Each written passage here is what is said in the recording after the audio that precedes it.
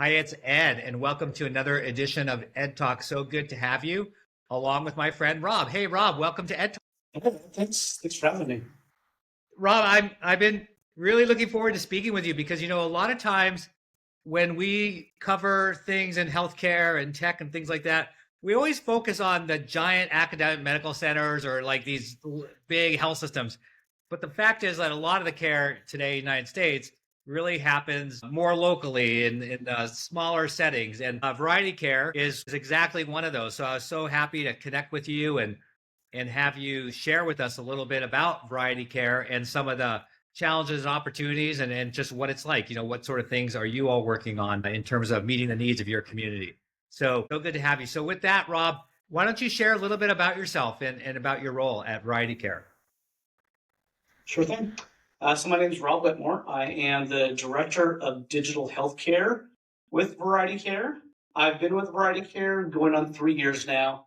Prior to that, I was with a larger healthcare system within Oklahoma and was there for 23 years. I started off as a mental health worker and worked my way through doing managing mental health workers. At the same time, I was working on my LPC to become a therapist and did that more for the idea of getting a license so I could run the place. That was where my aspirations were to run mental health. I had a lot of good ideas, I thought, to be able to kind of guide inpatient mental health in a different direction. People had other plans for me. That healthcare organization was going live with Epic, and everyone I worked with thought it'd be great for me to jump on with Epic because I loved technology and I was always doing stuff and fiddling around with what we had.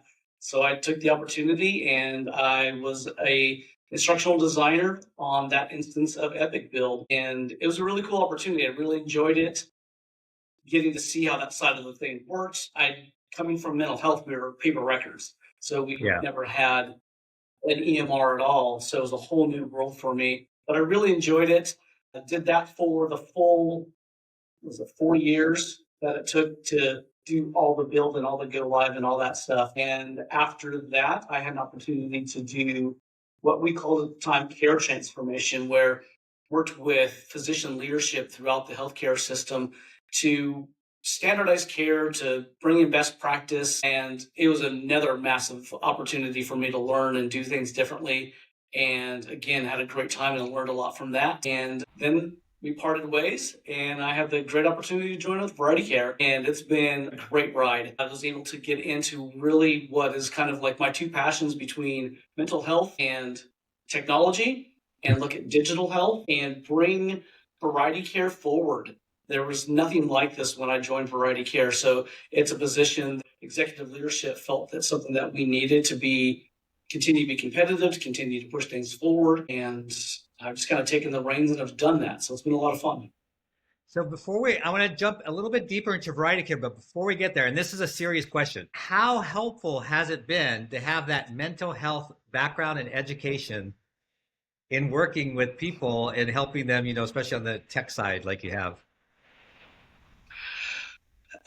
Probably pretty common for you. You see that like tech people aren't the most people in the world. I'm definitely an outsider when it comes to that. I have a lot of people skills. I probably say I have a very high emotional intelligence, and it really helps to be able to work with people to understand and meet them where they are, to understand how they function, what they need, and just kind of work within that. That also allows me be comfortable having conversations with people, listening to what the needs are. A lot of times in my roles, whether it was instructional designer, doing the care transformation work, it was sitting and listening to what the client, the customer, what they wanted. And as being trained as a therapist, you have to sit and listen to what your patients need, and then to be able to read between the lines and find out what are we really looking for. Doing therapy is like whether you're doing with an individual or whether you're doing with a system. And it's a lot of the transformation efforts that we try to do is really there beyond a large healthcare system or a Yeah. large whatever type of a system. And that is really what I have liked more than anything is transforming systems. It's like doing therapy at a really huge scale, but you actually get to see the needle move sometimes when you're working with clients. Sometimes you don't see it happening. Yeah, that's great. I figured it was pretty helpful, sort of a leading question, but I was really interested in your response. Yeah, tell us a little bit about Variety Care, and then we'll jump into sort of some of the things that you've been focused on and doing. Yeah, Variety Care is the largest federally qualified health center in Oklahoma, FQHC. We serve somewhere around 90,000 patients, maybe closer to 100,000 patients. We had over 3 million encounters in the last fiscal year. So, big health center. We have about 130 odd providers in every line from family medicine to pediatrics, women's health, behavioral health, psychiatry, dental, optometry, whole gauntlet. It's a amazing system. I was not aware of what FQHCs did before I joined Variety Care and the impact that they have and the people that we reach out to. And when I did hear about Variety Care, it was always like, it's a free clinic. It's just helping the underserved. And we do so much more than that. We, Yeah. of course, serve the underserved. That's why we're here, but we serve everybody. And we take all payer sources. Obviously, our largest payer source is Medicare, Medicaid, Medicaid being the largest.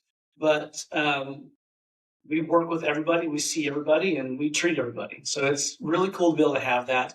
We have I think we have 20 clinics now that are open all through the Oklahoma City metro area, and two of them in two rural communities about 45 minutes from Oklahoma City, and then one way down in southern Oklahoma, right near the Texas border. And we actually have a partner that is managing that, and they do some virtual care. We own the building, they manage it, we put our name on it. It's a different relationship for sure, but it's helpful because it's really hard to get providers in rural America, period. Yeah. So this one, they bring those providers in remotely, and they have staff on hand that are there, so the patients will go into the clinic and see the provider through telehealth. But there's an MA or an LPN to Yeah. get them checked in and everything. So Yeah, so you all are doing some progressive things like that, and I had seen you speak, and that's why I was super interested in having you share to my audience some of the things that you are doing, sort of a digital transformation or virtual care. That's a great example right there. Are there any other things that you're working on, leveraging tech to better the health of your communities? well, we are using DAX now, the Microsoft Nuance product. They and Epic have a really good relationship, so it made it very easy for us. We're an Epic shop, so it made it pretty easy for us to take that on. We are still piloting technically. We have 30 of our providers that are using it, but if you talk about taking it away, I think they'd probably fight you.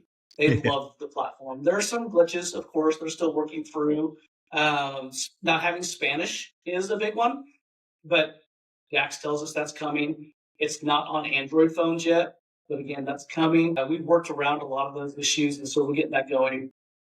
eVisit is our telehealth provider, and they've been amazing partners to work with. I've really enjoyed working with eVisit. They continue to innovate and push the boundaries on what telemedicine looks like and what it can and cannot do. We just keep trying to move along with them. So we went fully live with them in April of this year. We did a soft launch, I guess you could say, in January with 3 of our clinics, but they were our 3 clinics that do the most telemedicine. So it was a big soft launch. It was probably 85% of our telehealth population within there. So when we brought up the rest of the clinics, it wasn't that much more of a lift, but it just exposed a lot more providers to it. For the most part, our providers love it. I really haven't heard any complaints from the providers about the technology or the workflow or anything. If we have any sort of issues with it, it comes around just our patients not having the right technology. Maybe they have for some reason, Android phones don't do as great with it, but we work through most of those issues. And then maybe they don't have the most recent update on their phone or something like that. So we get weird little glitches, but we have a crew that 4 or 5 what we call patient access specialists that are just digital health. All they do is do telemedicine all day long, answer those calls when the patient drops into the eVisit waiting room, and they're able to verify insurance information, make sure all the demographic information is correct. They essentially work as a virtual front desk agent without taking away the time from our front desk clinic staff.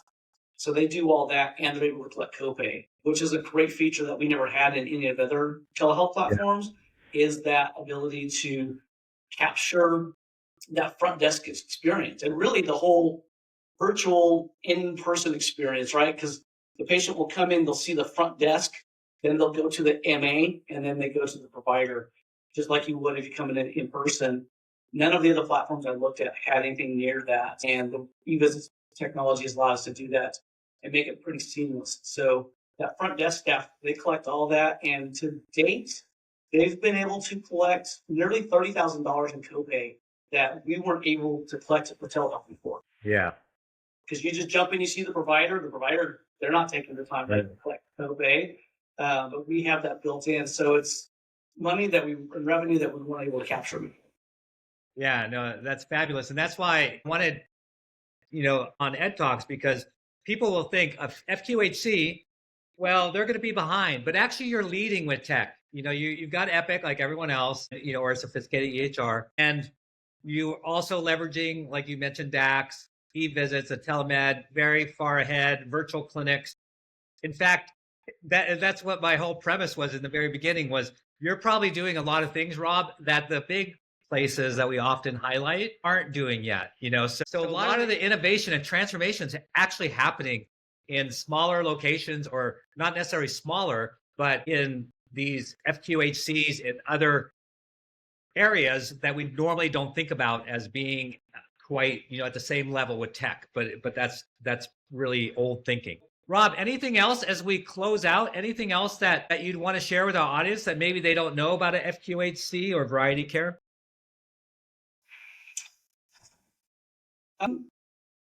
Really, we're a one-stop type of a place.